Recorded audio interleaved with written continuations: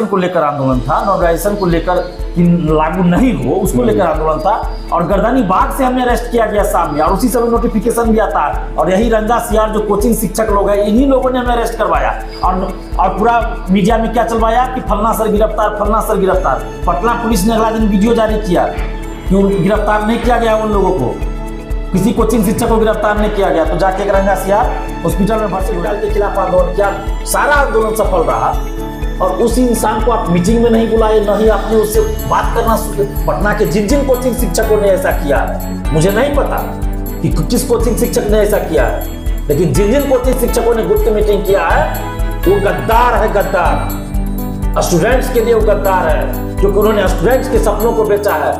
ये लोग 2-4 लोग 5 लोग इसमें थे, कोचिंग शिक्षक 5-6 लोग जो अपने कोचिंग का प्रचार करने के लिए कर रहे थे ये सब, और राजनीतिक फायदा उठाने के लिए कि कोई पार्टी से इनको टिकट मिल जाए। 2025 में चुनाव होने वाला है। आंदोलन छात्र आंदोलन है तो छात्रों का आंदोलन होना चाहिए। जिनको सपोर्ट करना है करे, राजनीतिक पार्टी नेता भी सपोर्ट करे, कोचिंग शिक्षक भी सपोर्ट करे, बुद्धिजीवी सपोर्ट करे, आम जनता सपोर्ट करे। झूठ बोला लेकिन आंदोलन में भीड़ में मंच से अगर कोई नेता आके भाषण दे रहा है विपक्ष का खासकर, तो आंदोलन कमजोर होता है, बदनाम होता है। और उसी आंदोलन में अगर कोई कोचिंग माफिया आ जाए जिसपे जांच चल रहा हो, आर्थिक अपराध इकाई पटना के द्वारा, सरकार के द्वारा ही पेपर लीक की जांच चल रही है, वो ऐसे कोचिंग शिक्षक को आप आंदोलन में बुला रहे हैं, तो सरकार के नजर में, आयोग के नजर में, जांच एजेंसी के नजर में, कोर्ट के नजर में तो आंदोलन बदनाम होगा ना।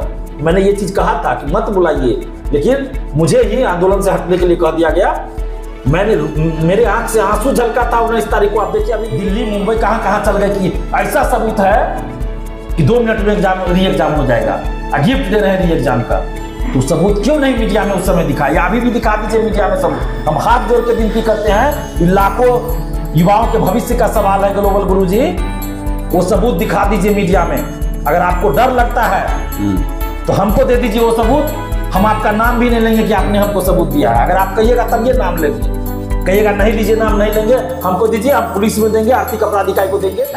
तो आंदोलन से री एग्जाम नहीं हुआ, सरकार ने री एग्जाम नहीं किया, आपको उसी समय करना चाहिए था, उजागर नहीं किए। अब तो कोर्ट से भी नहीं हो पाया, पटना हाई कोर्ट से, तो अब तो उजागर कर दीजिए। अब बोलिए, आपने वीडियो में कहा है, क्लास का वीडियो है हमारे पास, आप बोलिए किसके खाते में गया, किसकी वाइफ के खाते में गया, किस अधिकारी किस नेता के खाते में गया। नहीं तो बिहार के लाखों छात्रों से आप माफी मांगे। और आर्थिक अपराध इकाई से भी हम कहना चाहते हैं, और बिहार पुलिस से भी, कि आपका लोगों का जो डंडा है और कानून का जो ये है हथियार है, वो सिर्फ दिलीप कुमार पे चलता है ना, क्योंकि दिलीप कुमार किसी राजनीतिक परिवार का। अगर ये सार्वजनिक रूप से बोल दें, सार्वजनिक रूप से बोल दे कि किस अकाउंट में गया, किस नेता के अकाउंट में कितना पैसा गया, किस अधिकारी के वाइफ के खाते में पैसा गया है, जो इन्होंने कहा है खुद वीडियो में, ये बोल दे सार्वजनिक रूप से, मैं इनको रंगा सियार कहना छोड़ दूंगा और मैं इनके साथ खड़ा हो जाऊंगा, इनके लिए लड़ूंगा।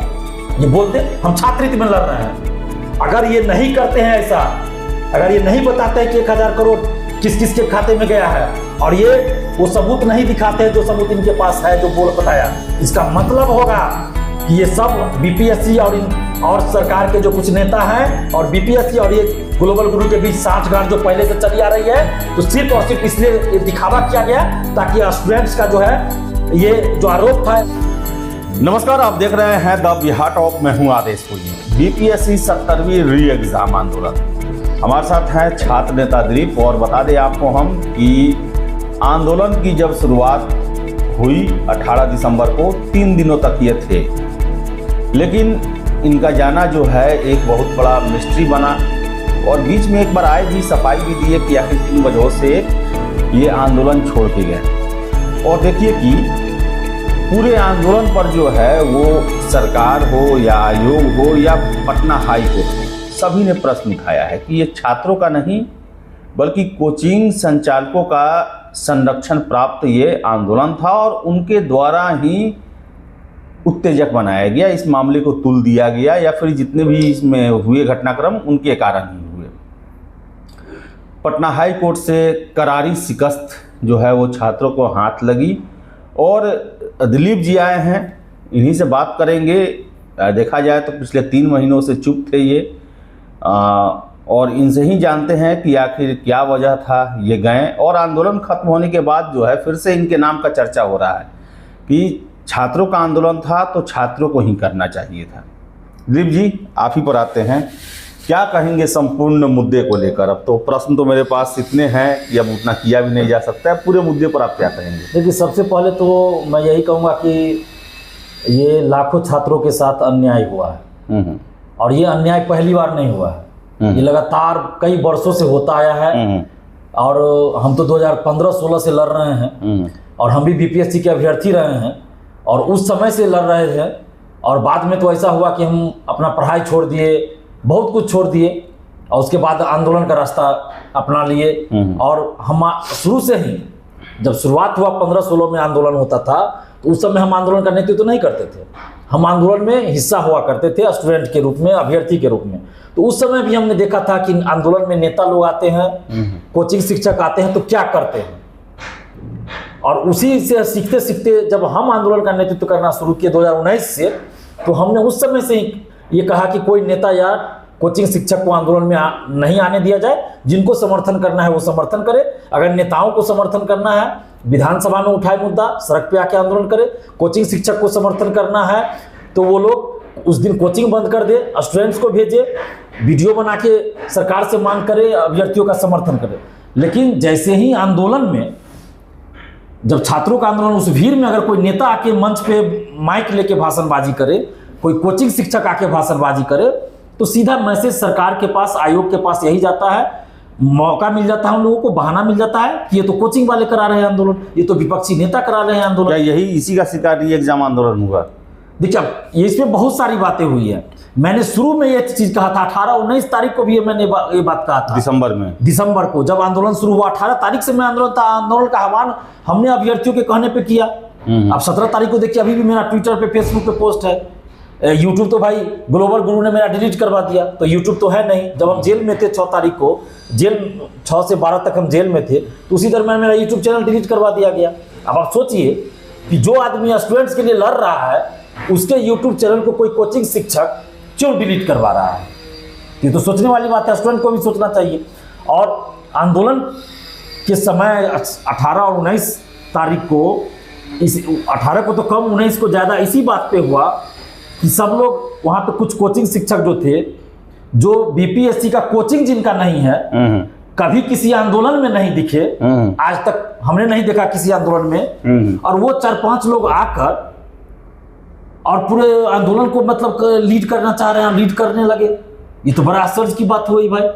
और वहाँ पे मेरी बात भी नहीं कोई सुन रहे हैं, ना हमको कुछ बता रहे हैं। और वहाँ पे 10-12 ऐसे स्टूडेंट्स हैं, तो हमको भी तो शुरू में लगा कि भाई ये स्टूडेंट है, अभ्यर्थी है। लेकिन बाद में देख रहे हैं कि कभी फन्ना नेता के साथ माइक पकड़ के भाषणबाजी कर रहे हैं, तो कभी उस पार्टी के ऑफिस में है, तो कभी उस टीचर के कोचिंग में है, तो कभी उस टीचर के कोचिंग में है। मैंने एक तरह से समझिए कि ये बीपीएससी अभ्यर्थियों के आंदोलन का राजनीतिकरण कर दिया गया और कोचिंग माफियाओं के पूरे चंगुल में फंसा दिया गया। बाद में पता चला हमें कि जो 10-12 स्टूडेंट्स जो बीपीएससी अभ्यर्थी के रूप में वहां हम लोग जान रहे थे, हो सकता है उन्होंने एग्जाम भी दिया हो, कोई बड़ी बात नहीं है, एग्जाम भी दिया होगा। लेकिन क्या ऐसे लोगों को लालच दिया गया, ये तो यही लोग बताएंगे कि भाई ये लोग क्यों वैसे कोचिंग। जी, एक और है, 16 दिसंबर को एक रात को मीटिंग की बातें होती है, क्या आपको उसकी सूचना दी गई थी? क्या आप उस मीटिंग में शामिल हुए थे? नहीं, मुझे देखिए, मैं अभी भी बता रहा हूँ, 6 तारीख का जो नॉर्मलाइजेशन के खिलाफ आंदोलन हमने किया था, तो अभ्यर्थियों ने हमें फोन किया था। हमने 3 या 2 तारीख को उसका अनाउंसमेंट किया था और 6 तारीख को नॉर्मलाइजेशन के खिलाफ आंदोलन हुआ। उसमें 2 रंगा सियार कूद पड़े। बाद में आगे जब देखे कि अब नॉर्मलाइजेशन वापस हो रहा है, नोटिफिकेशन जारी होगा, तो बीपीएससी से इन लोगों का कनेक्शन है, तो फोन कर दिया गया होगा। तो लोग दोपहर में 2, 2:30-3 बजे आ गए, अपना ये दिखाने के लिए कि हम स्टूडेंट्स के साथ है, रंगा सियार सब। और मेरी गिरफ्तारी भी उन्हीं लोगों ने करवाया। अब आप सोचिए, जब डिमांड पूरा हो जाता है, नॉर्मलाइजेशन को लेकर जो आंदोलन था कि नॉर्मलाइजेशन लागू नहीं हो, नोटिफिकेशन भी जारी होता है। आप सिर्फ नॉर्मलाइजेशन के लिए आंदोलन किए थे या फिर डेट एक्सटेंड? उस दिन तो नॉर्मलाइजेशन को लेकर आंदोलन था। नॉर्मलाइजेशन को लेकर कि लागू नहीं हो, उसको लेकर आंदोलन था। और गर्दनी बाग से हमें अरेस्ट किया गया सामने, और उसी समय नोटिफिकेशन भी आता है। और यही रंगा सियार जो कोचिंग शिक्षक लोग हैं, इन्हीं लोगों ने हमें अरेस्ट करवाया और पूरा मीडिया में क्या चलवाया कि फलना सर गिरफ्तार, फलना सर गिरफ्तार। पटना पुलिस ने अगला दिन वीडियो जारी किया कि गिरफ्तार नहीं किया गया उन लोगों को, किसी कोचिंग शिक्षक को गिरफ्तार नहीं किया गया। तो जाके एक रंगा सियार हॉस्पिटल में भर्ती हो जाते हैं। और आप सोचिए, उसी रंगा सियार को लेकर और नेताओं को बुलाने को लेकर हमको आंदोलन से हटने के लिए कहा गया। और ये कौन कहा हटने के लिए? ये 4-5 कोचिंग शिक्षक जो कभी किसी आंदोलन में नहीं दिखे। ये वो कोचिंग शिक्षक थे जो, एक रोहित सर को हम छोड़ देते हैं जो दिल्ली से आए थे, रोहित प्रियदर्शी नाम शायद उनका है, पूरा नाम मुझे भी नहीं पता लेकिन शायद यही है। तो उनके बारे में मुझे ज्यादा जानकारी नहीं है, उनके बारे में मैं कुछ नहीं कह रहा हूं। लेकिन बाकी जो कुछ शिक्षक थे कोचिंग शिक्षक, आप पता कर लीजिए किसका कोई बीपीएससी का कोचिंग है, क्या है, नहीं है, कभी किसी आंदोलन में रहे। और वो लोग आकर हम पे दबाव बना रहे थे और स्टूडेंट्स को भड़काए कि जब तक फलना ग्लोबल गुरु नहीं आएंगे तो रद्द नहीं होगा। दिलीप जी, ये आंदोलन स्वतः स्फूर्त था या प्री प्लान्ड था? देखिए, ये तो मैं नहीं कह सकता, लेकिन 16 तारीख को बैठक की बात तो होती है, लेकिन दो शिक्षकों के द्वारा स्वीकार किया गया। ये उसी में से कुछ कोचिंग शिक्षक वाले ही आप बोल रहे हैं कि पहले गुप्त मीटिंग हुई आंदोलन के लिए। वही तो हम लोग को बाद में पता चला ये बात। तो यही तो आश्चर्य है, जब कोई कोचिंग शिक्षक मीटिंग कर रहे हैं और 2-3 स्टूडेंट भी उसमें थे जो बाद में कभी प्रशांत किशोर के साथ दिखते हैं, तो कभी फलना नेता के साथ दिखते हैं, तो कभी रंगा सियार के साथ दिखते हैं, तो कभी जयचंद बन के रंगा सियार को आंदोलन में बुलाते हैं। तो आप समझ सकते हैं इसके पीछे क्या चला होगा।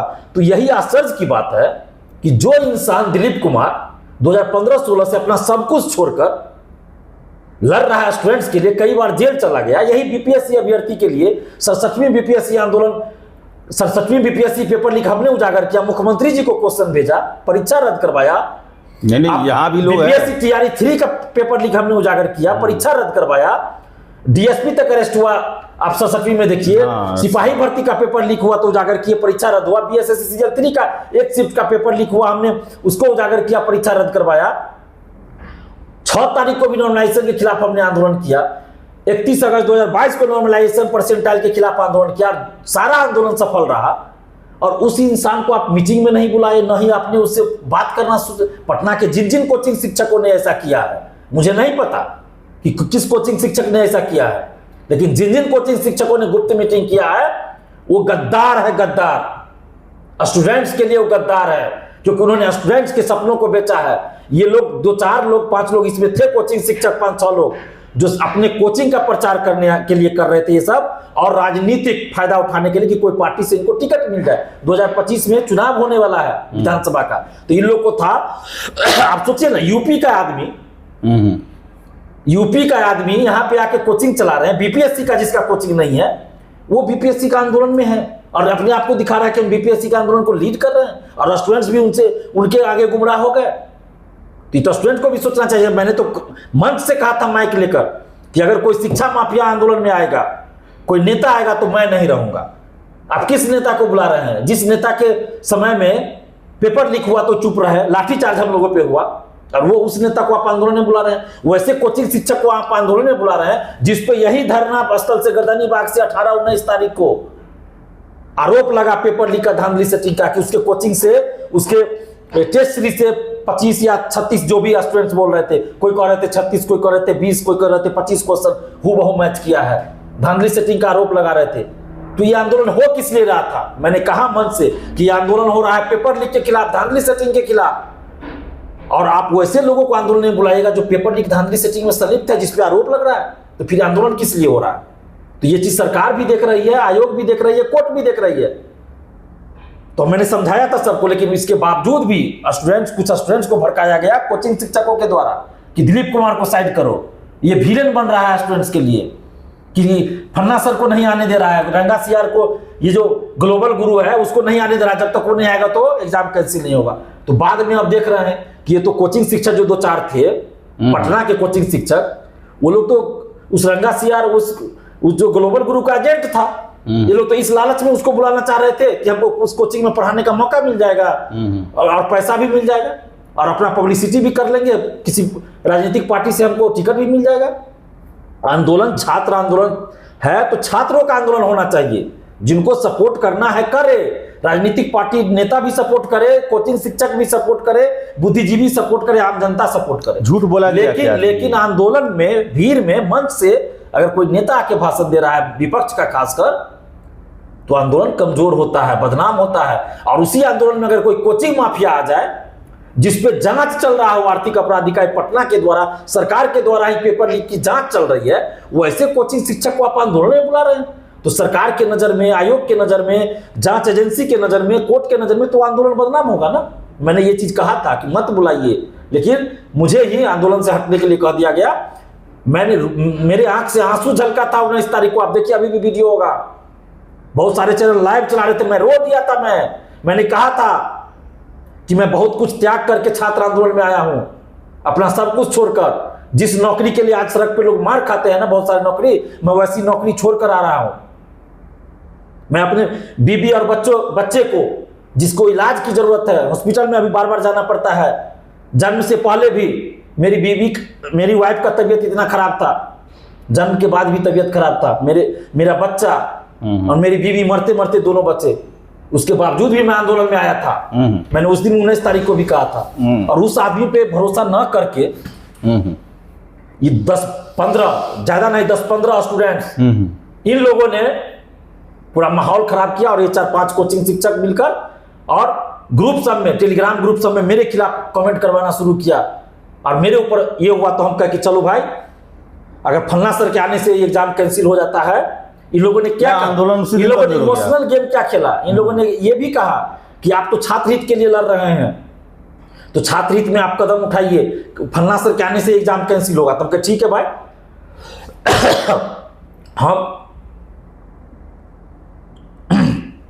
हम छात्र हित में ही लड़ते हैं। अगर मेरे हटने से, अगर फलना सर के आने से एग्जाम कैंसिल होता है, री एग्जाम हो जाता है, तो ठीक है हम हट जाते हैं। और ये भी कहा, रंगा सियार ने ये भी कहा, जैसा कि इन लोगों ने कहा कि रंगा सियार ये बोल रहे हैं ग्लोबल गुरु कि जब तक दिलीप कुमार रहेगा तब तक हम नहीं आएंगे।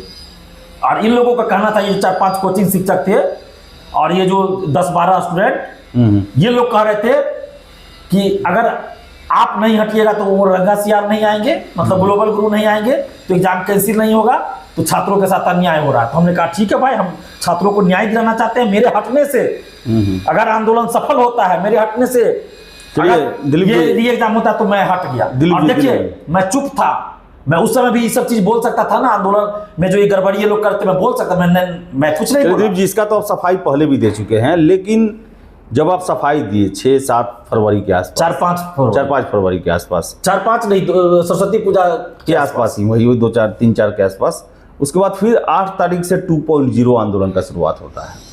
उसमें बहुत सारे दावे किए जाते हैं, गालियां दी जाती हैं, प्रश्न उठाए जाते हैं, आरोप लगाए जाते हैं, और वैसा कुछ हुआ नहीं। देखिए, हम कोर्ट में भी लड़ाई लड़े हैं 64वीं बीपीएससी का, उससे पहले भी हम लोग देखे हैं बीपीएससी का, दरोगा का बहुत सारा केस कोर्ट में। अगर कोर्ट से सब कुछ हो जाता तो दिलीप कुमार को बीपीएससी अभ्यर्थी से छात्र नेता नहीं बनना पड़ता। मैं कोर्ट के बारे में ज्यादा नहीं बोलना चाहता हूं, क्या बोलूं कोर्ट के बारे में। बाबू वीर कुंवर सिंह मानसिक रूप से क्या है, शारीरिक रूप से सबको पता है 64वीं बीपीएससी का। कोर्ट में इन लोगों ने जो रंगा सियार ग्लोबल गुरु है, इस तरह से केस किया, ऐसा चीज रखा जिससे केस और कमजोर हो गया। पेपर कटिंग डालते हैं और ऊपर से कहते हैं कि शिक्षक, ये अभ्यर्थी आरोप लगा रहे हैं, ये करे। अरे आप केस किए तो आप ना बोलेगा कि आपके पास क्या सबूत है। अभ्यर्थी आरोप लगा रहे हैं, इससे कोर्ट में केस चलता है। और ये जगह जगह बोल रहे थे कि ये सबूत है, वो सबूत है। जो ग्लोबल गुरु बोल रहे थे कि ये ऐसा सबूत है कि पटना हाई कोर्ट 2 मिनट में जो है सो री एग्जाम का ऑर्डर दे देगा।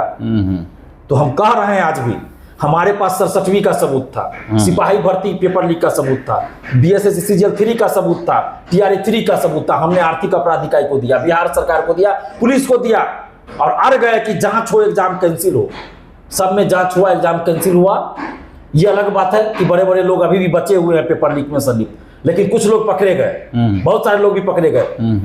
हम आज भी कह रहे हैं, अगर इस ग्लोबल गुरु के पास, रंगा सियार के पास सबूत था तो क्यों नहीं ये कोर्ट में दिए, क्यों नहीं आर्थिक अपराध इकाई को जाके दिए, क्यों नहीं पुलिस को जाके दिए।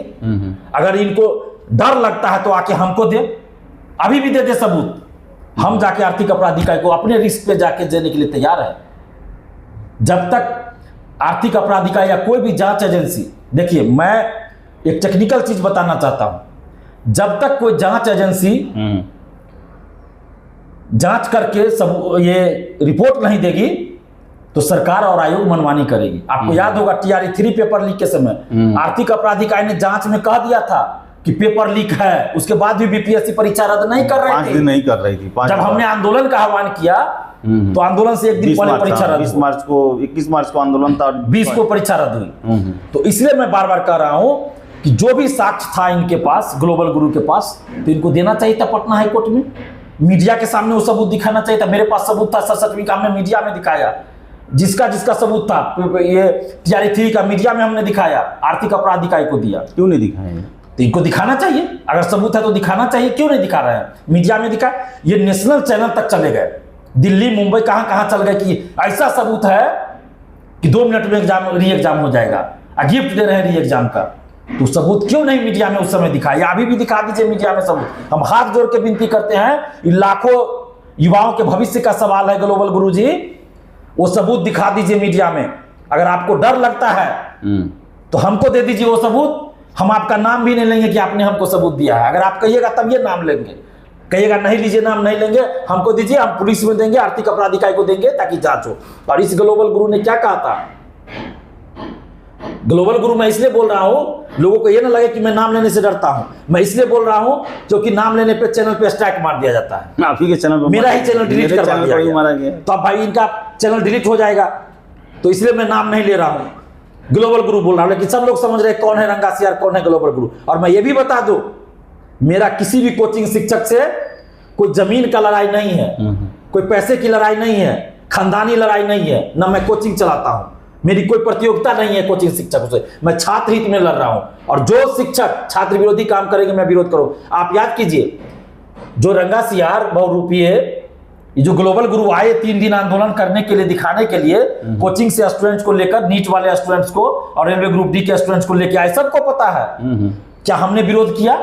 एक शब्द नहीं हमने खिलाफ बोला। हम उस समय ही बोल सकते थे कि 3 दिन जो नौटंकी किया कि ये दिखा रहे हैं, ये नौटंकी कर रहे हैं, आंदोलन को कमजोर कर रहे थे, फिर भी हम चुप रहे कि चलो भाई हो रहा है, आंदोलन हो रहा है, कुछ तो हो रहा है। हमने विरोध नहीं किया, हम उस समय विरोध करते, लेकिन हम छात्र हित में चुप रहे। लेकिन ये चीज सबको पता चलता है, शासन प्रशासन सबको पता चलता है, आम जनता को, कि कौन क्या कर रहा है।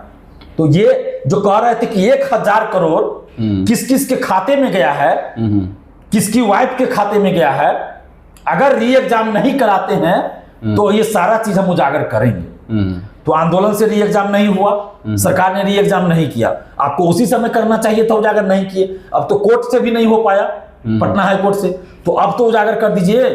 अब बोलिए, आपने वीडियो में कहा है, क्लास का वीडियो है हमारे पास, आप बोलिए किसके खाते में गया, किसकी वाइफ के खाते में गया, किस अधिकारी किस नेता के खाते में गया। नहीं तो बिहार के लाखों छात्रों से आप माफी मांगे, और आर्थिक अपराध इकाई से भी हम कहना चाहते हैं, और बिहार पुलिस से भी, कि आपका लोगों का जो डंडा है और कानून का जो ये है हथियार है, वो सिर्फ दिलीप कुमार पे चलता है ना, क्योंकि दिलीप कुमार किसी राजनीतिक परिवार का बेटा बेटी नहीं है, दिलीप कुमार किसी राजनीतिक नेता का भतीजा नहीं है, बेटा नहीं है, किसी राजनीतिक परिवार का नहीं है, दिलीप कुमार करोड़पति का बेटा भतीजा नहीं है। तो दिलीप कुमार पे पटना पुलिस और बिहार सरकार और आर्थिक अपराध इकाई का डंडा चलता है कि दिलीप कुमार जब आरोप लगाए, सबूत दिखाए, तो जीवी मॉल से उठा के ले जाओ आर्थिक अपराध इकाई द्वारा, पूछताछ करो, 8-8 घंटा पूछताछ करो, BSS CGL 3 में बुला के पूछताछ करो। लेकिन यहाँ पे जब रंगा सियार ग्लोबल गुरु सब चैनल पे जाके बोल रहा है कि और 1000 करोड़ रुपए का बता रहा कि किस किस के खाते में गया है, तो क्यों नहीं आप लोग पूछताछ कर रहे हैं? क्यों नहीं ग्लोबल गुरु को बुलाकर पूछ रहे हैं कि किसके खाते में गया है? क्यों नहीं आप स्वतः संज्ञान इस पर ले रहे हैं? बस दिलीप कुमार पे कार्रवाई कीजिएगा, सिर्फ नॉर्मलाइजेशन पे दिलीप कुमार को जेल भेजिएगा। और ये बताइए, पूरे BPSC आंदोलन में नॉर्मलाइजेशन में सिर्फ इकलौता दिलीप कुमार को जेल भेजा गया, वो भी जब शांतिपूर्वक हम सड़क पे भी नहीं थे, फुटपाथ पे थे, वहां से उठाया गया, मारा गया, हॉस्पिटल भर्ती हो गए, फिर गर्दनी भाग गए, तो वहां से अरेस्ट करके जेल भेजा गया।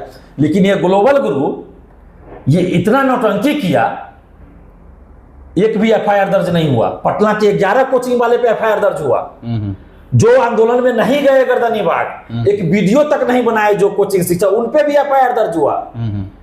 लेकिन ये ग्लोबल गुरु जो नौटंकी किए 3 दिन फरवरी में जाके, गालियां दी गई हैं, एक दिन और गए, अभद्र बातें बोली, क्या क्या बात बोली इनके द्वारा बोली गई, उसके बावजूद भी इन पे एक भी एफआईआर दर्ज क्यों नहीं हुआ? और उस बीपीएससी नोटिस का क्या हुआ? जो बीपीएससी ने नोटिस जारी किया था पटना के कुछ कोचिंग शिक्षक पर, तो बीपीएससी ने, हमने उस समय भी कहा था कि ये सिर्फ दिखावा है, नॉर्मलाइजेशन पे पहले अकेले में मीटिंग कीजिए, और जब जनता को पता चल जाए, आम जनता को और युवाओं को कि ये कोचिंग माफियाओं और बीपीएससी के बीच सांठगांठ चल रहा है, तो एक दूसरे पे आरोप प्रत्यारोप करवाइए, ताकि जनता को लगे, युवाओं को, छात्रों को लगे कि ये कोचिंग माफिया और बीपीएससी नहीं मिले हुए हैं। तो ये बीपीएससी और ये जो ग्लोबल गुरु है और पटना के 4-5 कोचिंग शिक्षक जो कोचिंग माफिया हैं, इन लोगों का सांठगांठ है। बिहार सरकार, ये बीपीएससी और ये कोचिंग माफियाओं के बीच सांठगांठ है, और ये सारा ड्रामा हुआ है, ये सारा ड्रामा हुआ छात्रों के आंदोलन को बदनाम करने का। क्यों हुआ ड्रामा? छात्रों के आंदोलन को बदनाम करने का। अगर ये सिर्फ छात्र आंदोलन होता, छात्र आंदोलन रहता सिर्फ, इसमें कोई राजनीति का नहीं होता, कोचिंग माफियाओं को नहीं बुलाया जाता, तो सरकार दबाव में थी, सरकार को परीक्षा रद्द करनी पड़ती, इलेक्शन का भी समय था। लेकिन मैं बोल रहा हूं, लेकिन चूंकि पहले क्या था कि आंदोलन को बदनाम करो, तो आंदोलन बदनाम कैसे होगा? और बीपीएससी, और आज देखिए पटना हाईकोर्ट ने भी क्या कहा दिया, कोचिंग शिक्षकों ने अपने निजी फायदे के लिए छात्रों का इस्तेमाल किया, या जो भी कहा आंदोलन में आए कोचिंग शिक्षक या उनके द्वारा आंदोलन किया गया। तो सरकार और बीपीएससी तो यही चाहती थी, बीपीएससी और सरकार यही चाहती थी, और खासकर बीपीएससी, कि ये आंदोलन छात्र आंदोलन ना होकर किसी भी तरह से राजनीतिक रूप ले ले और कोचिंग संचालकों द्वारा किया गया आंदोलन साबित हो जाए। और मैंने शुरू में कहा था कि अगर इसमें कोचिंग शिक्षक आएंगे, नेता लोग आएंगे, तो सरकार और आयोग यही कहेगी कि आंदोलन कोचिंग शिक्षक करवा रहे हैं, विपक्षी नेता करवा रहे हैं, बात नहीं सुनी जाएगी। मैंने कहा था, क्योंकि हमें अनुभव है, 2015-16 से हम आंदोलन कर रहे हैं। और दूसरी बात कि पेपर लीक में पटना के कुछ कोचिंग शिक्षक संलिप्त हैं, बीपीएससी पेपर लीक, सिपाही पेपर लीक, उसकी जांच चल रही है।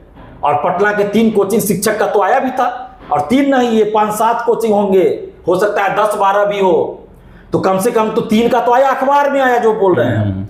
तो 3, 4, 5, 6 शिक्षक तो हैं कोचिंग शिक्षक। तो कार्रवाई से बचने के लिए, सरकार पे प्रेशर बनाने के लिए भी कुछ कोचिंग शिक्षक आंदोलन में आए, ताकि एक प्रेशर बने सरकार पे, चुनाव का समय है तो उन पे कार्रवाई ना करे सरकार। अगर कार्रवाई भी करती है सरकार, तो वो कोचिंग शिक्षक ये कह सके कि हम तो छात्रों के लिए आंदोलन में गए थे, इसलिए हम पे कार्रवाई हो रही है, वो बचने का एक मौका मिल जाए। और इसका असर हुआ है, सरकार पे प्रेशर बना, और देखिए कोचिंग शिक्षकों पे कोई कार्रवाई नहीं हुई, जो कोचिंग शिक्षकों पे कार्रवाई होने वाली थी। उल्टे छात्रों पर कितना लोगों को बैन कर दिया उल्टे छात्रों को, आप देखिए कितना बड़ा खेल चल रहा है। जो छात्र अपने हक और अधिकार के लिए लड़ रहे हैं, उनको प्रतिबंधित किया जा रहा है, लेकिन जो पटना के कोचिंग शिक्षक पेपर लीक में संलिप्त है, उन पे कोई कार्रवाई नहीं हो रही है। जो कोचिंग शिक्षक गाली दे रहा है खुलेआम कर रहा है कि 1000 करोड़ किस किस के खाते में गया, उस पर कोई कार्रवाई नहीं, उस पर कोई पूछताछ नहीं। बीपीएससी ने नोटिस जारी इसलिए किया था ताकि बीपीएससी छात्रों को यह दिखा सके कि हम कोचिंग वालों के से मिले हुए नहीं है। क्योंकि हमने ही कहा था, अभ्यर्थियों ने भी कहा था कि ये जो प्राइवेट कोचिंग शिक्षकों से मीटिंग हुई, खासकर रंगा सियार 2-3 कोचिंग शिक्षकों से जो मीटिंग हुई, और अकेले में जो रंगा सियार से मीटिंग हुआ, तो सांठगांठ चल रही थी। तो इसी बात को ये साबित करने के लिए कि बीपीएससी और ये रंगा सियार आपस में नहीं मिले हुए हैं, इसलिए ये रंगा सियार ने गाली गलौज किया और बीपीएससी के खिलाफ खूब बोला, और बीपीएससी ने भी नोटिस जारी करके दिखा दिया। नोटिस का क्या हुआ? अब हम बोल रहे हैं, तो हो सकता है बीपीएससी एगो लीगल नोटिस और भेज दे या एफआईआर कर दे दिखाने के लिए, और बाकी कुछ नहीं होना है इसमें, कुछ नहीं होने वाला, कुछ नहीं होने। कोई भी आयोग को कुछ भी बोल के निकल जाए, उससे कुछ नहीं होगा, कुछ। अरे भाई मिले हुए हैं सब, तो ये तो सिर्फ ड्रामा किया गया। और कोर्ट में भी देखिए ना, कोर्ट में भी इस रंगा सियार ने क्या साक्ष्य प्रस्तुत किया भाई? पेपर कटिंग, जो बापू परीक्षा परिसर में हंगामा हुआ, वो पेपर कटिंग जो पेपर में छपा, वो अभ्यर्थी आरोप लगा रहे हैं। अरे भाई आप केस किए तो आप ना बोलिए आपके पास क्या सबूत है? ये कोई सबूत नहीं होता ना कि अभ्यर्थी आरोप लगा रहे हैं। इन छात्र तो नहीं पूछ रहे हैं, ये आप पूछ रहे हैं। ये आपका सवाल एक है। मैं उन जय चंदों से भी कहना चाहता हूं, जिन जय चंदों ने वो कोचिंग शिक्षक और जो 10-12 स्टूडेंट थे, ये बुलाया इन लोगों को और दिन भर बैठकर हमारे खिलाफ बुलवाया, ये रंगा सियार से। और एक और गुरु है जो रंगा सियार के बड़े भाई बने गए हैं आजकल 2-3 महीना से, तो इन दोनों ने दिन भर बैठकर बीपीएससी और सरकार से री एग्जाम की मांग न करके दिलीप कुमार के खिलाफ बोल रहा है दिन भर। तो भाई दिलीप कुमार के खिलाफ बोलने से क्या हो जाएगा?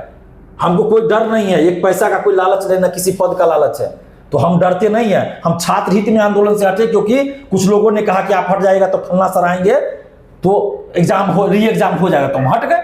हमको अगर मीडिया में बने रहने का शौक होता तो हम नहीं हटते, गुब्बार मीडिया में बोलते रहते। दिलीप जी, ये गुब्बार फूट गया जो हमेशा एक चला था प्रचलन कि हर एक आंदोलन में शिक्षकों को बुलाया जाता था। रेलवे में भी आप देखते नहीं, हम तो किसी आंदोलन में शिक्षक को नहीं बुलाते। नहीं, एक छात्रों के बीच में हो गया था कि फलना शिक्षक लोग नहीं आएगा, सब शिक्षक लोग एक नहीं होगा। आप बताइए ना, हम तो कहते कौन आंदोलन ऐसा हुआ जिसमें शिक्षक आंदोलन किए और सफल हुआ? बता दे कोई आंदोलन हमको जिसमें शिक्षकों ने आंदोलन किया, वो आंदोलन सफल हुआ। एनटीपीसी के बारे में कहा जाता है, किस शिक्षक ने आंदोलन किया? वो तो मैं गवाह हूं उसका। कोई शिक्षक ने, स्वतःस्फूर्त आंदोलन था भाई। 10-12 अभ्यर्थियों ने मिलकर आंदोलन शुरू किया, लाइव चला 5-6 यूट्यूब चैनल पे। अभ्यर्थी जुड़ते गए, राजेंद्र नगर टर्मिनल पे पहुंच गए और उसके बाद यूट्यूब सब पे लाइव चला तो अन्य जिलों में आंदोलन शुरू हो गया। और उसी दिन ग्रुप डी का नोटिफिकेशन आ गया कि 2 एग्जाम लेंगे। उसके बाद आग में घी डालने का काम रेलवे ने खुद कर दिया, तो बिहार के कई जिलों में फैल गया आंदोलन और बिहार से बाहर भी फैल गया। उस समय तो जो ये रंगा सियार है तो पटना में थे नहीं, वो तो पटना छोड़ के भाग गया था। सारे टीचर, ये लोग तो ट्विटर खेल रहे थे, और ये रंगा सियार तो पटना छोड़ के भागा हुआ था। उसका मोबाइल लोकेशन आप देख लीजिए। और उसके बाद जब देखा कि कोई नेतृत्व नहीं है, हमसे पूछा गया मीडिया के द्वारा कि छात्र नेता दिलीप कुमार आंदोलन का नेतृत्व कर रहे हैं, यही लाइन बोला कि हमने कहा कि नहीं, दिलीप कुमार आंदोलन का नेतृत्व नहीं कर रहा। हमने कहा चैनल पे बोला कि हम आंदोलन का नेतृत्व नहीं कर, हम क्यों झूठा श्रेय लेने जाएंगे भाई? ये स्वतः स्फूर्त आंदोलन था एनटीपीसी का। जब देखा रंगा सियार ने कि कोई नेता नहीं है इस आंदोलन का, तो आ गया, जो काम नॉर्मलाइजेशन वाला पे किया, फर्जी न्यूज चलवाया कि फलना सर पे एफआईआर, फलना सर गिरफ्तार। उसी तरह उस समय भी किया था कि फलना सर पे एफआईआर, रंगा सियार पे एफआईआर, फलना सर ग्लोबल गुरु गिरफ्तार, ये खबर चलवाया फर्जी। और उसके बाद देखिए कहाँ NCLWS का मामला भी सिपाहियों का था, उसमें तो शिक्षकों ने बड़ा महत्वपूर्ण योगदान। वो अभ्यर्थियों का आंदोलन था, शिक्षक जाके उसमें वाहवाही लूट रहे हैं। सारा जो ट्रेनर सब थे वो लोग गर्दनीबाग में ट्रेनिंग लेने जो स्टूडेंट आते थे फिजिकल का, वो लोग स्टूडेंट सब आए थे। और उसमें अगर कोई टीचर जाके, हम भी उसमें थे, हम भी उस आंदोलन में थे ना भाई। हमने तो आह्वान भी किया था, हम भी थे, हम जमीन पर बैठे थे। अंतर यही था कि हम अभ्यर्थियों के साथ जमीन पर बैठे थे, और कुछ पटना के कुछ कोचिंग शिक्षक, कुछ शिक्षा माफिया स्टेज पर, मंच पर बैठे थे। तो हम तो जमीन पर बैठना पसंद किए, शिक्षा माफियाओं के साथ बैठना पसंद नहीं किए। हम भी चाहते तो मंच पर जा सकते थे। तो हमको ये से नहीं रहता कि हम मंच पे बैठे माइक से भाषण दे। अच्छा, हमने कहा, कभी कहा कैंसिल पे हम श्रेय लेने गए, कभी कहा कि हमने आंदोलन कैंसिल नहीं कहा, अभ्यर्थियों का आंदोलन था। तो ये रंगा सियार, मैं बार बार कर रहा, एक चीज और कहूंगा, एनटीपीसी के समय जब ये खबर चली कि फलना सर पे एफआईआर, फलना सर की गिरफ्तारी होगी, फर्जी खबर थी, हमको भी उस समय लगा कि सही खबर है भाई, ऐसा तो नहीं होना चाहिए। हमने मैसेज किया उस रंगा सियार को कि सर आप पे एफआईआर हुआ है, सही बात है क्या? अगर ऐसा है तो हम आपके लिए लड़ेंगे। हमने ये कहा था, क्योंकि ये गलत है, क्योंकि आप आंदोलन में नहीं है और आप पे एफआईआर हो, आपकी गिरफ्तारी हो, तो ये गलत है। मैंने मैसेज किया उनको, जवाब आया कि थैंक्स, और ये बोले मैसेज कि हम पता कर रहे हैं, अभी हमको भी जानकारी नहीं है, जबकि इन्हीं के द्वारा सब जगह फैलाया गया। तो इनको तो पता है कि दिलीप कुमार कैसा आदमी है, तो इसलिए ये नहीं बोल पाए। सही बात कैसे बोलेंगे कि हम अपने फैलवा रहे हैं? लेकिन हमने, अगर हमको रंगा सियार से या ग्लोबल गुरु से अगर कोई दुश्मनी होती तो हम क्यों इनका ख्याल रखते भाई? लेकिन जैसे ही पेपर लीक पे हमने आंदोलन किया है, तब ये विरोध किए हैं। कोचिंग नहीं बंद करते हैं, कोचिंग में बाहर से ताला लगा के क्लास अंदर से चलते रहता है। तो अब आप सोचिए, यही मैं कह रहा हूँ रंगा सियार के रेलवे निजीकरण के खिलाफ हमने आंदोलन किया 25 अक्टूबर 2019 को। तो उस समय रंगा सियार ने, ग्लोबल गुरु ने हमारा साथ दिया था, उस समय साथ दिया था। अभ्यर्थियों को बोले थे कि आप जाइए आंदोलन में दिलीप जी के साथ। तो जो चीज किया हम बोल रहे हैं, लेकिन जैसे ही पेपर लीक के खिलाफ हमने आंदोलन किया, तब से ये हमारे दुश्मन के जैसे बन गए। तो ये चीज अभ्यर्थियों को समझना होगा कि पेपर लीक के खिलाफ जब आंदोलन दिलीप कुमार कर रहा है, तो ये जो ग्लोबल गुरु है, इनको क्या दुश्मनी हो गई दिलीप कुमार से? हम तो आज भी उनका रेस्पेक्ट के साथ। दिलीप जी, अब हम बहुत लंबा इंटरव्यू हो गया, लास्ट में जाएंगे। आप कहाँ 2-3 पॉइंट बताए जहां पर ये आंदोलन फ्लॉप हुआ? क्या झूठ बोला गया, क्या बरगलाया गया, या अंधेरे में रखा गया? मैं बता रहा हूँ। सबसे पहली बात कि अभ्यर्थियों का आंदोलन होना चाहिए था, लेकिन पहले गुप्त मीटिंग करके, पटना के कुछ कोचिंग शिक्षकों ने किया गुप्त मीटिंग, और आंदोलन को डाइवर्ट कर दिया दूसरी तरफ। मतलब छात्र आंदोलन के रूप में शुरू हुआ आंदोलन, हमने भी आह्वान किया आंदोलन का कि हम समर्थन कर रहे हैं, आप लोग आइए, हम भी आपके साथ हैं। और इन लोगों का मकसद ये था कि आंदोलन में किसी तरह भीड़ आ जाए, उसके बाद आंदोलन का जो है पूरा तरीका, रूपरेखा, उसका पूरा सब कुछ बदल देना है। और पहला इन लोगों का साजिश यही था, जो कोचिंग शिक्षक थे 2-4 और जो 10-12 ये जो कभी प्रशांत किशोर के साथ दिखते थे। आज तक हमने इतना आंदोलन किया, किसी नेता के साथ हम प्रेस कॉन्फ्रेंस नहीं कर रहे हैं, ना फोटो खिंचा रहे हैं, लेकिन आज पहले आंदोलन में आए 10-12 लोग, और वो लोग कभी प्रशांत किशोर के साथ देखते हैं, कभी तेजस्वी यादव जी के साथ देखते हैं, कभी सम्राट चौधरी के साथ, कभी विजय सिन्हा जी के साथ, तो कभी दिलीप जायसवाल जी। कहा जाता था कि भाई कोई भी गर्दी बाग आएगा हम उसको वेलकम क्यों नहीं करेंगे? तो वेलकम कीजिए, उनके घर पे जाके कीजिएगा, प्रशांत किशोर जी के आवास पे जाकर प्रेस कॉन्फ्रेंस कीजिएगा। और ये भी बात है, प्रशांत किशोर जी ने क्या कहा कि विधायक का टिकट देंगे 25 चुनाव में, हमारे लिए तुम बोलो आंदोलन में, हमको बुलाओ। अगर विधायक में हार भी गए तो मुखिया का चुनाव तो लड़वा के मुखिया तो बनवाइए देंगे तुमको। ये सब बात भी हुआ है 2-4 लड़का के बारे में, हम तो बोलना नहीं चाहते हैं नाम। और ये जो ग्लोबल गुरु दोबारा आए हैं, 3 दिन नौटंकी किए हैं, इसके लिए क्या ग्लोबल गुरु को कीमत चुकानी पड़ी है, वो ग्लोबल गुरु ही जानते हैं कि जयचंदो को कितना पैसा देना पड़ा है, तब जाके वो गए हैं। तो ये जो बात है, ये छुपी, हमने चुप थे इसलिए नहीं बोल रहे थे हम कि चलो भाई आंदोलन हो रहा है क्यों बोल, लेकिन हम तो बोलना पड़ेगा, चूंकि ये 10-12 स्टूडेंट्स और ये 3-4-5 कोचिंग शिक्षकों ने पूरे छात्र आंदोलन को बदनाम कर दिया। ये मामूली बात नहीं है कि पटना हाईकोर्ट ने ये कह दिया कि ये छात्रों का आंदोलन है, ये जो है कोचिंग शिक्षकों द्वारा ये जो भी आया, ये पहली बार इस तरह का हुआ है। देश भर में आप देख लीजिए, कहीं आंदोलन हुआ, छात्र आंदोलन या कुछ भी, कहीं ये चीज नहीं आया कोर्ट के द्वारा या सरकार के द्वारा, लेकिन ये पहली बार हो गया कि छात्र आंदोलन को इन लोगों ने बदनाम कर दिया। अरे भाई, आपको दिलीप कुमार से टेंशन था, दिलीप कुमार तो हट गया था आंदोलन से, फिर क्यों ये सब आप नौटंकी आप किए? ग्लोबल गुरु को 3 दिन के लिए आए और 3 दिन में ये उसमें कुछ जयचंद थे जो पैसा लिए उनसे, ग्लोबल गुरु से पैसा लिए हैं। अब बताइए किस तरह का खेल चल रहा है भाई। और पैसा लेकर और लाखों स्टूडेंट्स को आप गुमराह कर रहे हैं, आप लाखों स्टूडेंट के भविष्य से खिलवाड़ कर दिए आप लोग। और इसमें जो था कुछ कोचिंग शिक्षक 2-4, अब सोचिए कि यूपी के हैं, बिहार में कोचिंग चलाते हैं, बीपीएससी का कोचिंग नहीं है जिन लोगों का, वो लोग बीपीएससी के आंदोलन में कभी इससे पहले आंदोलन में नहीं दिखे। परसेंटाइल पे आंदोलन 31 अगस्त 2022 को उस दिन अपने ग्रुप में, टेलीग्राम ग्रुप में मैसेज करते हैं कि आंदोलन और से कुछ नहीं होगा, तुम लोग आंदोलन में मत जाओ, पढ़ाई करो, 2 शिफ्ट में परीक्षा हो रही है। और वैसे शिक्षक आके ये इस आंदोलन में आकर कहते हैं कि भाई हम स्टूडेंट्स के लिए लड़ रहे हैं, स्टूडेंट को। इन लोगों का मकसद था 2 मकसद 3 मकसद। पहला मकसद था कि मीडियाबाजी करे, चेहरा चमक जाए, कोचिंग का प्रचार हो जाए।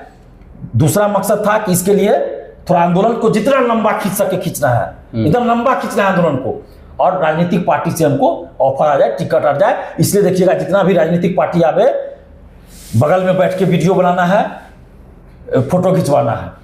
लेकिन स्टूडेंट्स का नुकसान हुआ, इससे स्टूडेंट को नुकसान किया। और आप देखिए कि कभी कुछ झूठ पे झूठ बोलता गया, झूठ पे झूठ। हमको जब जो आदमी बोल रहे हैं कि भाई हमको चेयरमैन का फोन आया है, कल 10 बजे एग्जाम कैंसिल हो रहा है, नोटिफिकेशन आ रहा है, हमको बोला, पता हमको ऐसा बोला गया उस शिक्षकों के द्वारा 18 तारीख को। ये तो हम भी सुने हैं कि उसके बाद हो रहा है ये वो। उसके बाद वही शिक्षकों के द्वारा ऐसा भ्रम वहां फैलाया गया गर्दनी बाग में कि हमको फन्ना मंत्री से फोन आ रहा है, तो हमको चेयरमैन का फोन आ रहा है, तो हमको यहां से फोन आ रहा है कि एग्जाम कैंसिल हो रहा है, 2 दिन में हो रहा है, 3 दिन में हो रहा है, 4 दिन में हो रहा है।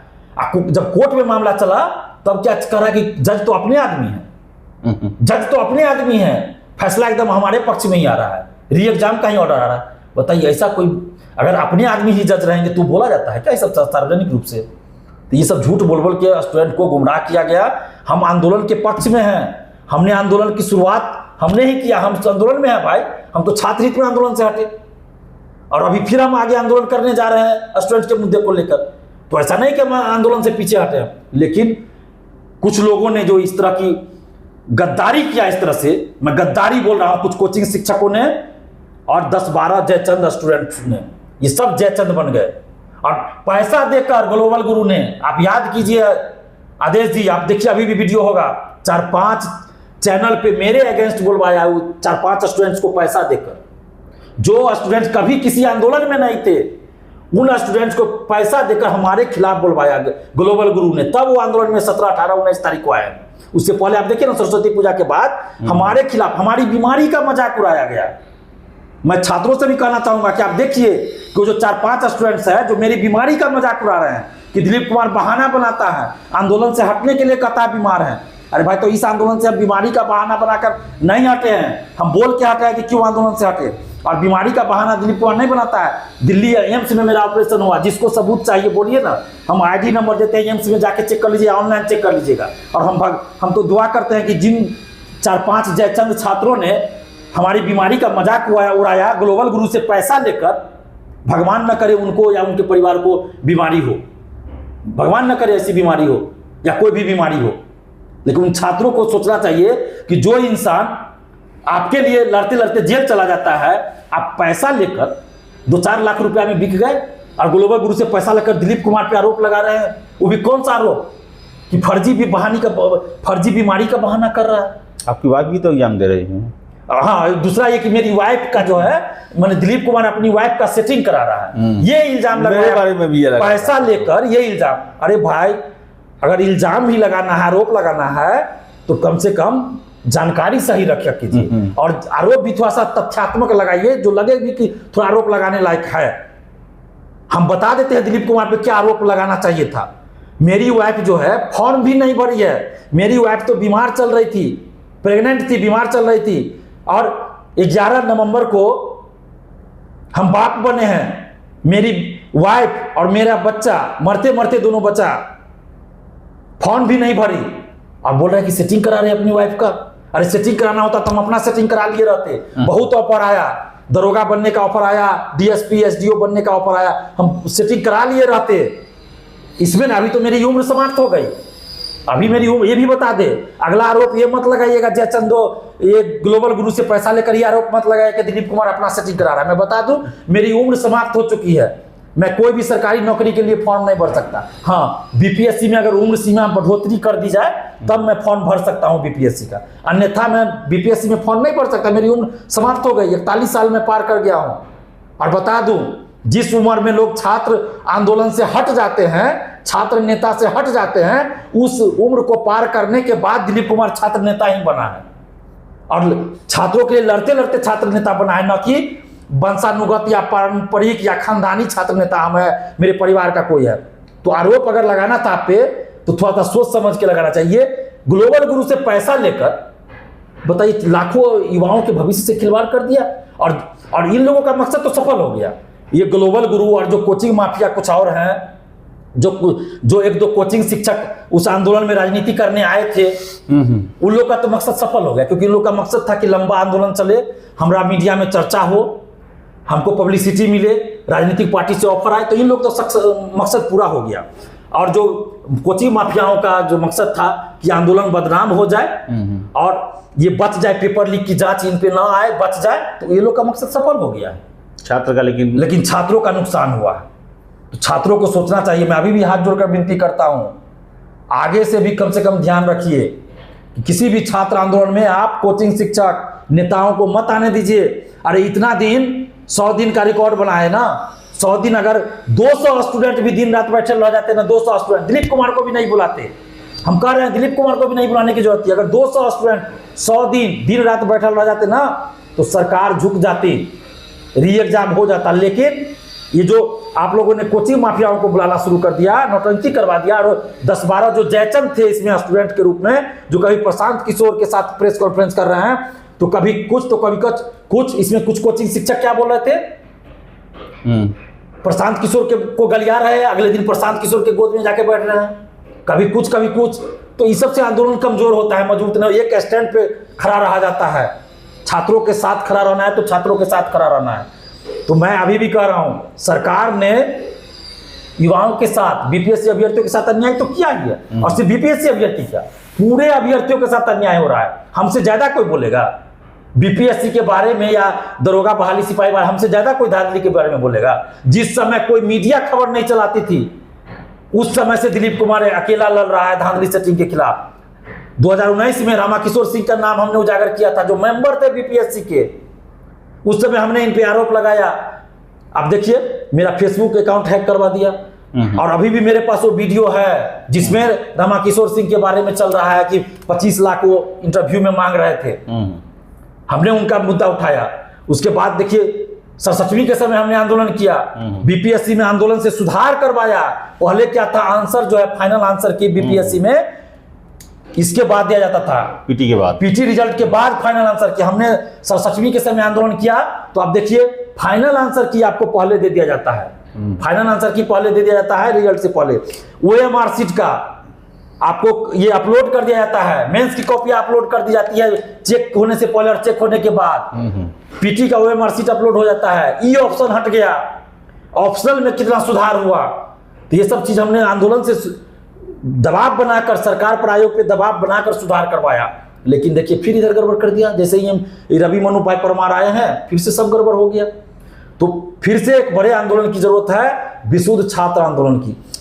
तो चलिए दिलीप जी, बहुत बोले आप, और लगातार आप बोल ही रहे हैं, पीसीबी आपने किया। मैं लास्ट में एक बात और कह रहा हूं कि ग्लोबल गुरु जो इतना चिल्ला चिल्ला के सब चैनल पे बोले कि हमारे पास ऐसा सबूत है कि 2 मिनट में हाई कोर्ट री एग्जाम का ऑर्डर दे देगा, तो जिस जिस चैनल पे चला है उन चैनलों से भी हम हाथ जोड़कर विनती करते हैं कि आप मीडिया में हैं, आपका भी कर्तव्य बनता है, आपको उस समय भी वो सबूत मांगना चाहिए था। लेकिन कम से कम अब जाके आप फिर से बाइट लीजिए, उनका इंटरव्यू लीजिए और कहिए कि आपने सबूत की बात की थी, वो सबूत दिखाइए। और ग्लोबल गुरु से भी हाथ जोड़कर हम विनती करते हैं कि सर, आपसे हम उम्र में बड़े हैं, आप हमसे उम्र में बहुत छोटे हैं, फिर भी हम आपको सर बोलते हैं, हमेशा हमने सर कहा है। आपसे हाथ जोड़कर विनती है ग्लोबल गुरु जी, आपके पास जो सबूत की बात आपने कहा, अगर आप नहीं देना चाहते हैं डर से या जिस भी वजह से, तो छात्र हित में आप हमें वो सबूत, ग्लोबल गुरु अगर ये सार्वजनिक रूप से बोल दें, सार्वजनिक रूप से बोल दें कि किस अकाउंट में गया, किस नेता के अकाउंट में कितना पैसा गया, किस अधिकारी के वाइफ के खाते में पैसा गया है, जो इन्होंने कहा है खुद वीडियो में, ये बोल दे सार्वजनिक रूप से, मैं इनको रंगा सियार कहना छोड़ दूंगा और मैं इनके साथ खड़ा हो जाऊंगा, इनके लिए लड़ूंगा। ये बोल दे, हम छात्र हित में लड़ रहे हैं।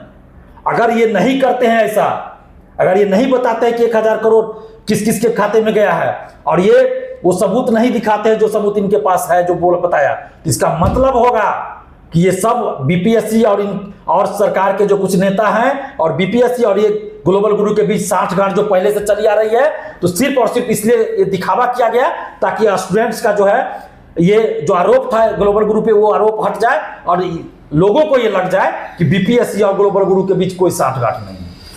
तो चलिए दिलीप जी, पूरा बोलें, अब छात्रों की बारी है। आप सोचिए कि कहाँ गलतियाँ हुई और क्या ऐसा वजह रहा कि ना सरकार आपका सुना, ना आयोग आपका सुना, और कोर्ट तो ऐसा फैसला दिया जिसकी हम लोग कामना भी नहीं किए थे। तो एक बात और मैं बोलूँगा, मैं शुरू से ये बात कह रहा था आंदोलन में कि री एग्जाम पहला मुद्दा, दूसरा पूरे मामले की जाँच हो, और तीसरा चेयरमैन को पद से हटाया जाए। तो वहां पे मौजूद जिस कोचिंग शिक्षक को ये लोग अभी हीरो समझ रहे हैं, कोचिंग शिक्षकों को, वही कोचिंग शिक्षक और 4-5 स्टूडेंट जो थे, वो लोग हमको मना करते थे कि जांच की बात नहीं कीजिए, सिर्फ री एग्जाम की बात कीजिए। अब जांच से इन लोगों को क्या डर हो रहा था भाई?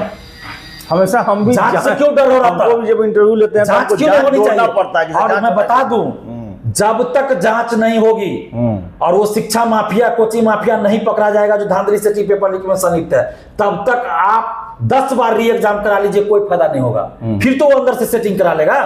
तो जांच भी होनी चाहिए, री एग्जाम भी होनी चाहिए, और उन माफियाओं पे कार्रवाई भी होनी चाहिए। पटना के वो कोचिंग शिक्षक कौन है जो पेपर लीक में संलिप्त है, उस पर कार्रवाई क्यों नहीं सरकार कर रही है? तो ये कार्रवाई से बचने के लिए पटना के कुछ कोचिंग शिक्षकों ने साजिश रची कि आंदोलन में जाकर ऐसा माहौल बना दो कि कोचिंग शिक्षक हावी हो जाए और सरकार दबाव में आ जाए, कोचिंग शिक्षकों पर कार्रवाई नहीं हो। और इसीलिए पटना में गुप्त मीटिंग हुई है 2-3 बार, और उस दिलीप कुमार को कोई जानकारी नहीं आंदोलन के बारे में पहले से।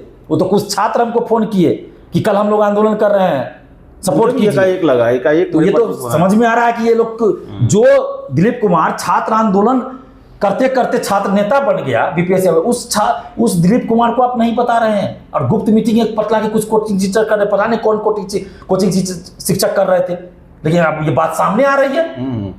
तो ये स्टूडेंट के साथ पटना के कोचिंग शिक्षकों ने, कुछ कोचिंग शिक्षकों ने गद्दारी किया है। और जो रंगा सियार बहुरूपीय कोचिंग शिक्षक, ये ग्लोबल गुरु का छोटा भाई बड़ा भाई बनते रहता है, और वक्त बदलने पे कभी ये सब नहीं चलेगा। अब ये धर्म युद्ध चल रहा है, धर्म युद्ध कहने का मतलब मेरा हिंदू मुस्लिम युद्ध से नहीं है। धर्म युद्ध कहने का मतलब सत्य असत्य के बीच लड़ाई है, सच्चाई और झूठ के बीच लड़ाई है, पाप पुण्य के बीच लड़ाई है। इसमें देखा जाएगा बाद में कि कौन किसके साथ है, कौन किसके तरफ खड़ा है। तो अभी भी तय कर लीजिए सब लोग कि आपको किसके साथ खड़ा रहना है। और मैं फिर बता दूं, पटना के या किसी भी राज्य के या बिहार के किसी भी जिला के किसी भी कोचिंग शिक्षक से, किसी भी नेता से मेरा व्यक्तिगत रूप से कोई लेना देना नहीं है। जो छात्र हित में काम करेंगे हम उनकी तारीफ करेंगे, अगर छात्र हित के विरोध में काम होगा तो हम उनको बख्शेंगे भी नहीं, छोड़ेंगे भी नहीं, हम उनका विरोध करेंगे।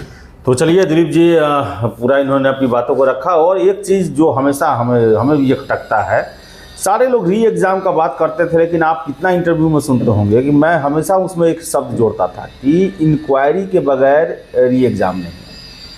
हमेशा मेरे द्वारा जोड़ा जाता था कि सर इंक्वायरी होगा कि नहीं, इंक्वायरी होगा कि नहीं।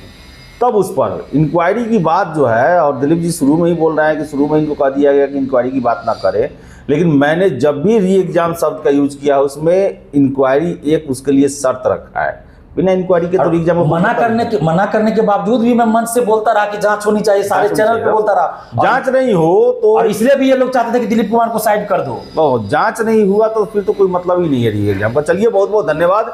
अपनी प्रतिक्रिया जरूर दे इस वीडियो पर, ये दिलीप जी अपनी बातों को बताएं और क्यों इतना बड़ा आंदोलन जो है वो शून्य परिणाम के साथ समाप्त हुआ, इस पर जरूर अपनी राय। और एक लास्ट में एक चीज और कहूंगा कि जो कोचिंग शिक्षक आप लोगों को बरगलाए हैं, भले आप लोगों को सच्चाई पता नहीं हो, लेकिन मैं ये कह रहा हूं जो भी मैं रोहित प्रियदर्शी सर के बारे में ज्यादा नहीं जानता हूं इसलिए मैं नहीं बता सकता, लेकिन पटना के कोचिंग शिक्षकों के बारे में बोल रहा हूं कि जो भी शिक्षक ये आंदोलन में आए और जो भी 10-12 चेहरा आप देख रहे हैं जो पूरे आंदोलन को डाइवर्ट करने का काम किया, आप जरा देखिए कि इसमें से कितने लोग, कितने शिक्षक 31 अगस्त 2022 को जब परसेंटाइल के खिलाफ आंदोलन हुआ तो उसमें थे।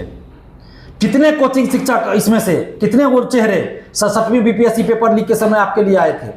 कितने लोग बीपीएससी टीआरई 3 पेपर लीक के आंदोलन में थे। कितने लोग सिपाही पेपर लीक के समय आवाज उठाए थे। कितने लोग 7वीं पेपर लीक के बाद जो मामला हुआ वो कई बार आंदोलन हुआ उसमें आए थे। आप देखिए कोई भी नजर नहीं आएंगे, कोई भी नजर नहीं आएंगे। तो चलिए, बहुत बहुत धन्यवाद। फिलहाल इस वीडियो में इतना ही। वीडियो का पसंद आए तो लाइक शेयर करें, हमारे चैनल द बिहार टॉक को सब्सक्राइब जरूर कर लें। धन्यवाद।